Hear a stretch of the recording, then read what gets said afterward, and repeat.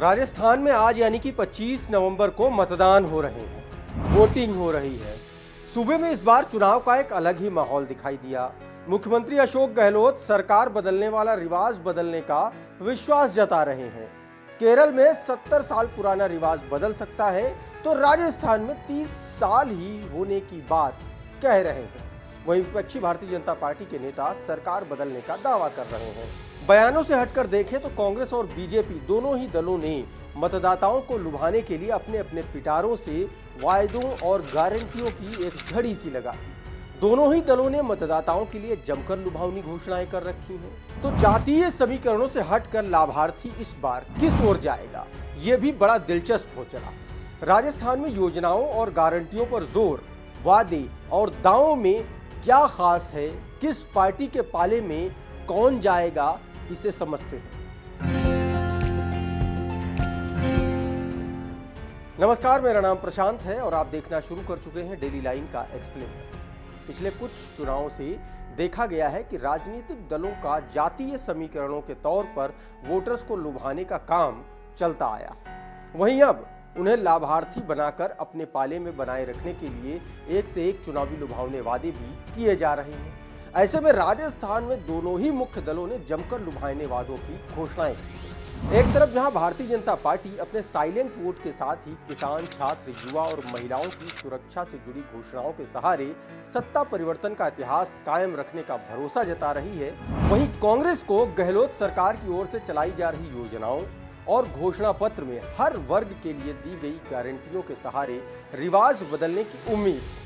कांग्रेस के घोषणा पत्र में हर वर्ग के लिए कुछ न कुछ है, तो वहीं बीजेपी के संकल्प पत्र में महिला, युवा, किसान और गरीब को फोकस करके वायदे किए गए हैं। आइए समझते हैं कि किस पार्टी के पिटारे में क्या है इस बार। बात शुरू करते हैं कांग्रेस।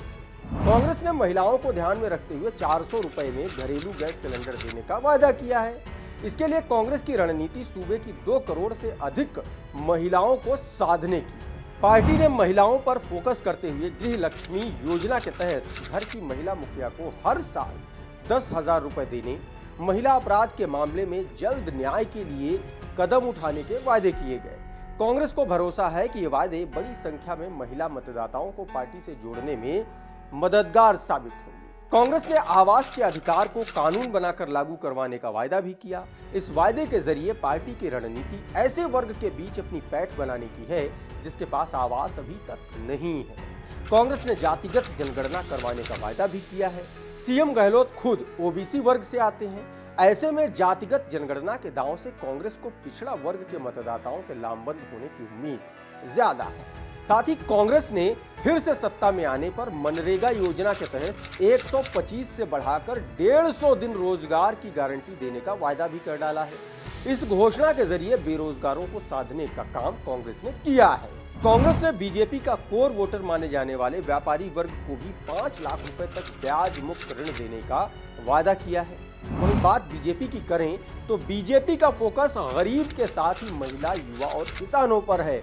बीजेपी ने गरीबों को मुफ्त राशन के साथ ही हर परिवार को घर देने का वायदा भी किया।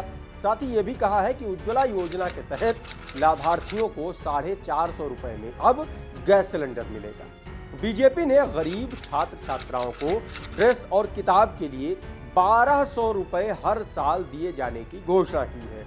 इन वायदों के जरिए पार्टी की नजर गरीब वर्ग को साधने की है। बीजेपी ने प्रधानमंत्री किसान सम्मान निधि की राशि को 6 से बढ़ाकर 12,000 रुपए करने, गेहूं की खरीद के लिए 2700 रुपए प्रति क्विंटल एमएसपी और इसके साथ ही बोनस देने का भी वायदा कर डाला है। महिला सुरक्षा का मुद्दा भी चुनाव प्रचार के दौरान छाया रहा। बीजेपी ने अपने चुनाव घोषणा पत्र में महिलाओं की सुरक्षा के लिए एंटी रोमियो स्क्वाड का गठन, महिलाओं के लिए प्रदेश भर में 300 बूथ स्थापित करने के साथ ही राजस्थान सशस्त्र बल में महिलाओं के लिए 3 बटालियन के गठन का बड़ा वादा किया है। दरअसल महिलाओं को बीजेपी का साइलेंट वोटर माना जाता है और इस वोट बैंक को साधने के लिए पार्टी ने सभी छात्राओं को केजी से लेकर पीजी तक की मुफ्त शिक्षा देने का वायदा किया है। बीजेपी ने युवाओं को साधने के लिए रोजगार कार्ड निकाला है।